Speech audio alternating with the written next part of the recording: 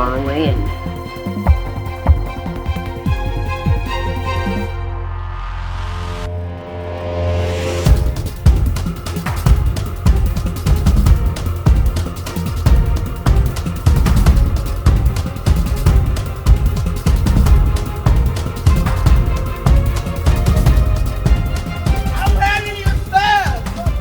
in the heart of the American dream, beneath the neon glow of progress and the towering skylines of our great cities, a silent emergency is unfolding, one that the evening news rarely captures in its full, devastating complexity.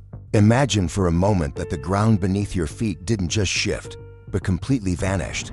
Imagine that every safety net you believed existed, your job, your health, your family, your savings evaporated in the span of a single month. This is not a hypothetical nightmare for thousands of people in Oklahoma today. It is the brutal, waking reality of 2026. Welcome to Homeless US. Today, we are going deep into the plains of Oklahoma to uncover a crisis that is reaching a breaking point. We aren't just looking at statistics or figures on a spreadsheet.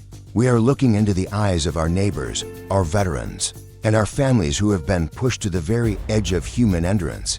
Why is it that in one of the wealthiest nations on earth, the number of people sleeping in tents, cars, and under highway overpasses is hitting record highs? In Oklahoma City alone, the count of those facing unsheltered nights has surged, and in Tulsa, the story is much the same. But numbers don't tell the whole story. Numbers don't feel the bite of a freezing winter wind. Numbers don't experience the desperation of a mother trying to keep her child warm in the back seat of a sedan that hasn't had gas in a week. In this special presentation, we are pulling back the curtain on the Oklahoma street emergency. We will explore the hidden forces driving this surge, from the skyrocketing cost of living that has turned basic housing into a luxury, to the systemic gaps in healthcare that leave the most vulnerable with nowhere to turn. We will discuss the complex struggles of chemical dependency and health crises, without using the labels that the world uses to dismiss these people. Instead, we will look at the humanity behind the struggle. But this isn't just a story of despair. It is also a story of incredible resilience. We will look at groundbreaking innovations in housing, the tireless work of community volunteers, and the radical empathy required to turn this tide. Most importantly, we are going to talk about what must change if we are to reclaim the soul of our communities. Stick with us for the next 50 minutes as we navigate the streets of Oklahoma. We are going to hear the voices that have been silenced, witness the reality that has been ignored, and ask the hard questions that no one else is asking. This is a journey into the heart of the crisis, and it starts right now. The crisis in Oklahoma is no longer something that can be hidden in the shadows or tucked away in the industrial corners of town. It has become a visible, thumping part of the state's everyday landscape. If you walk through the districts of Oklahoma City today, you see it. You see the makeshift shelters rising like silent witnesses to a broken system. You see the exhaustion in the eyes of men who once worked the oil fields, now searching for a place to simply sit without being told to move along. What changed?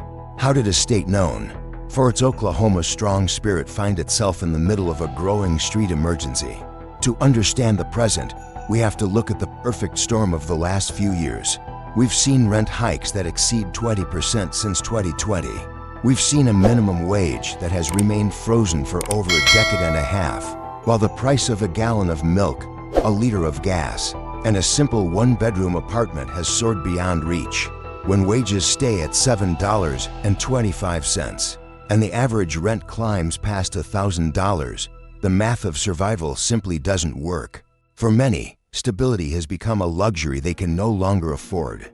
It takes just one car breakdown, one medical emergency, or one unexpected layoff to move from a living room to a sidewalk. Behind every tent flap is a human history. A father who lost his livelihood when the energy sector downsized. A mother forced out of her home when her paycheck could no longer keep up with the landlord's demands. A veteran haunted by the invisible wounds of service, left to navigate a world that feels increasingly alien. These are not those people, these are our people. As we move forward, we invite you to look past the stereotypes. We invite you to listen with your heart. This is the reality of being homeless in America in 2026. This is the heartbeat of Oklahoma pleading for compassion in the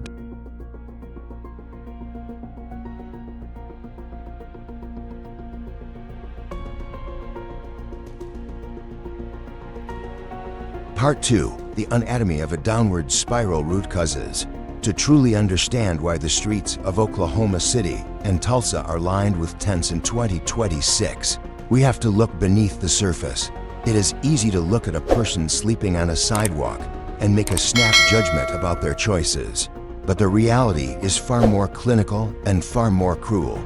The crisis we see today is the result of a perfect storm, a collision of economic stagnation, a housing market that has decoupled from reality, and a healthcare system that has left millions behind. Let's talk about the math of misery. In Oklahoma, the minimum wage has been frozen at $7.25 since 2009. Think about that for a second. While the cost of a loaf of bread, a gallon of gas, and the utility bills to heat a home have nearly doubled in some areas, the floor for the lowest paid workers hasn't moved an inch in 17 years.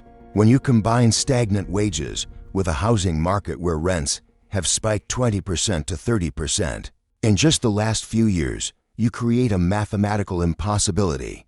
For a single mother working 40 hours a week at a local diner, a one-bedroom apartment at $1.100 a month isn't just expensive, it's an impossibility. She is one flat tire, one sick child, or one reduced shift away from an eviction notice. And once that notice is taped to the door, the spiral begins. In America, it is incredibly expensive to be poor. Once you lose your permanent address, you lose your ability to receive mail, your ability to wash your clothes easily for a job interview, and often, the very dignity required to fight back. But the economic engine isn't the only thing failing. Oklahoma has long been the heartbeat of the American energy sector. For decades, the oil fields provided a pathway to the middle class for men and women with nothing but a high school diploma and a strong work ethic. But as the global energy landscape shifts and automation takes hold, those high-paying blue-collar jobs are evaporating. We are seeing a new class of working homeless, people who have jobs, who get up every morning and put on a uniform, but who spend their nights in the front seat of a truck because they can't clear the hurdle of a first month's rent and a security deposit. Then there is the invisible wall of the healthcare gap.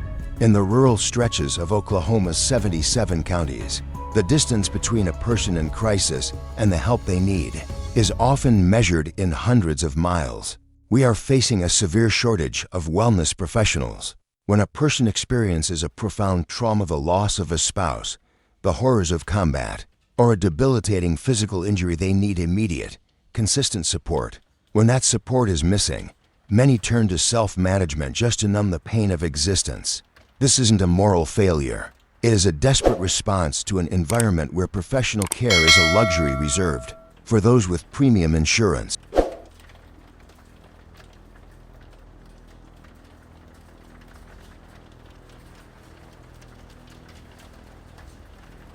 Part 3. The Invisible Walls, Health and Dependency.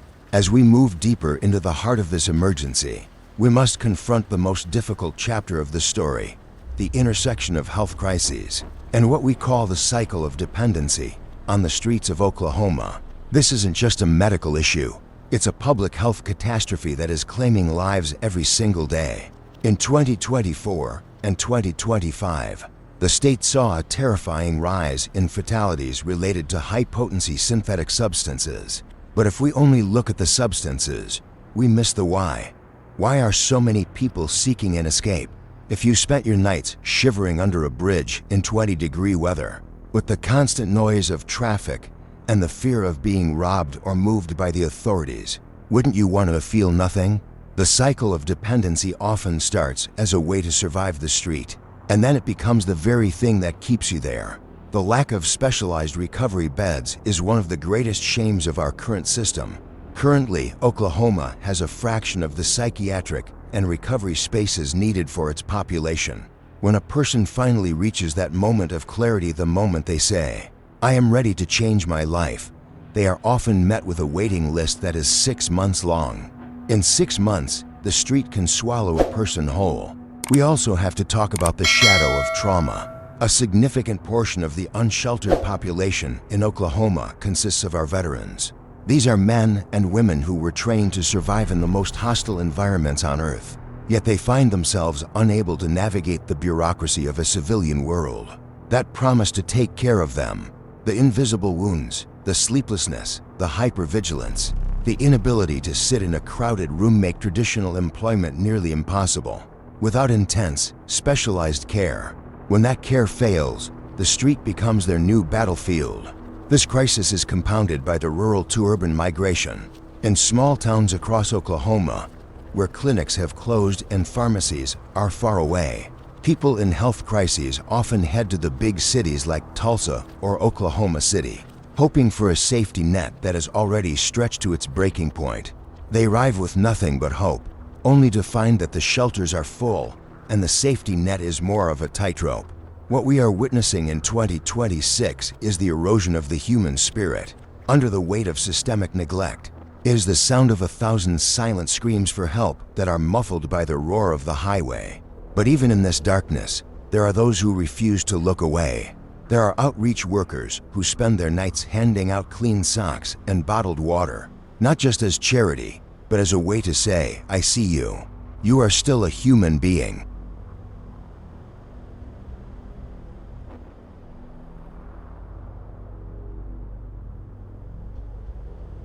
Part 4. The Ripple Effect: Community Impact and Safety. The crisis of the unsheltered in Oklahoma is not a vacuum. It is a stone thrown into a still lake, and the ripples affect every single person who calls this state home.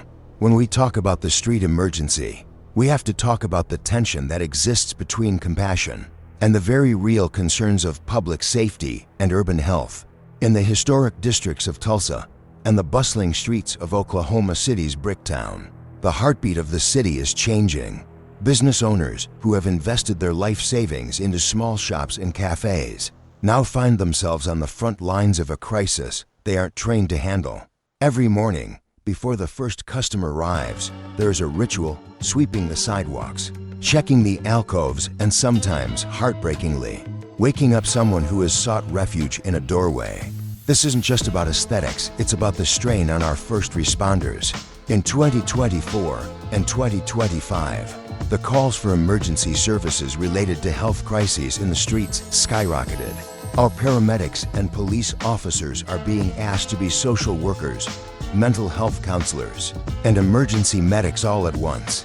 When the system for permanent housing fails, the emergency room becomes the de facto shelter of last resort.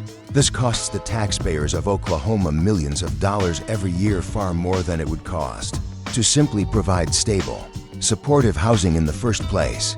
But there is another side to the safety conversation.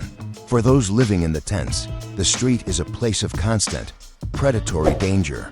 To be unsheltered is to be a victim of crime at a rate far higher than the general population. Imagine trying to sleep when you know that closing your eyes makes you a target.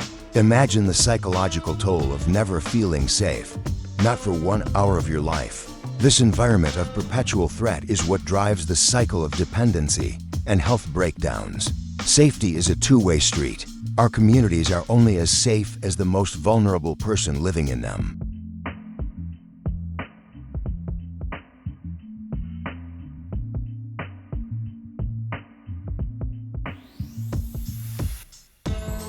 Part 5. Survival on the Edge: The Daily Grind.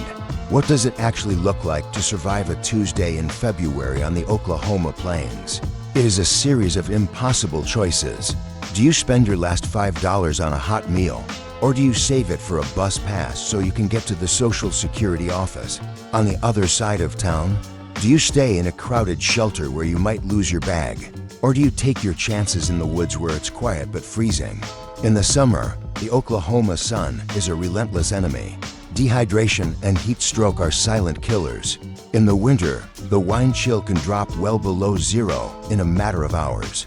We see people wrapping themselves in discarded plastic and thin blankets, huddled over small, dangerous fires just to keep their blood moving.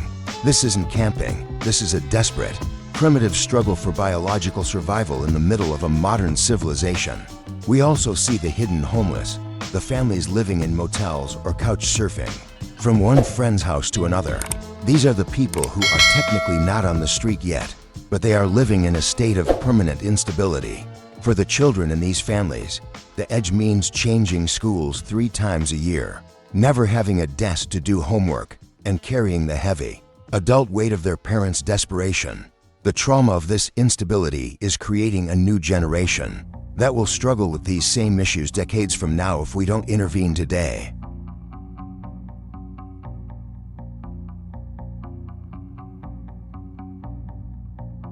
Part 6. The Architects of Hope, Innovation, and Community. But amidst the concrete and the despair, something remarkable is happening in Oklahoma. The Oklahoma strong spirit is evolving into Oklahoma compassionate. We are seeing a shift away from temporary fixes and toward permanent solutions. Take, for example, the Housing First initiatives in Tulsa.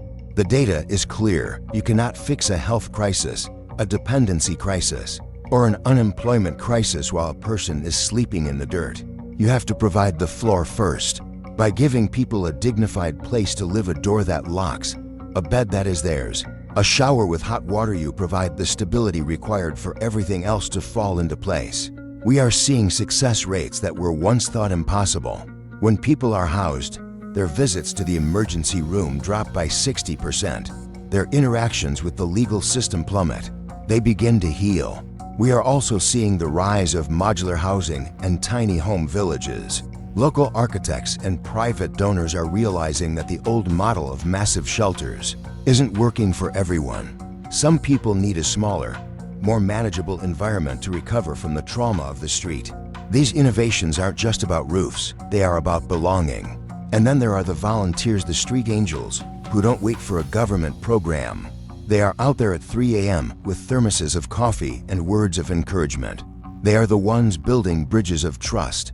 In Oklahoma City, faith-based organizations and secular nonprofits are finally breaking down the silos and sharing data in real time. This continuum of care means that a person in crisis doesn't have to tell their story 10 times to 10 different agencies. The help follows the person rather than the person chasing the help.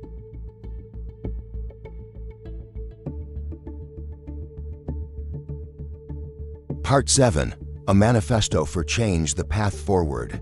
As we look toward the future of Oklahoma in 2026 and beyond, we have to ask ourselves, what kind of society do we want to be? We cannot wrest our way out of this crisis. We cannot ignore our way out of this crisis. The only way out is through investment, through empathy, and through radical policy shifts. We must address the affordability gap. We need to incentivize the construction of deeply affordable housing units that are priced for the people who actually keep our cities running: the janitors, the retail workers, and the entry-level laborers. Housing should be a human right, not a speculative asset for global investors. Second, we must revolutionize our approach to wellness. We need mobile clinics that go to where the people are, rather than waiting for them to show up in enter. We need low-barrier recovery programs that accept people as they are, helping them take the first step toward health without demanding perfection on day one. Third, we must honor our veterans with more than just a thank you for your service. We need to ensure that no one who wore the uniform ever has to sleep in the dirt of the country they defended. This means dedicated housing vouchers and specialized peer-to-peer support systems that understand the unique language of military trauma.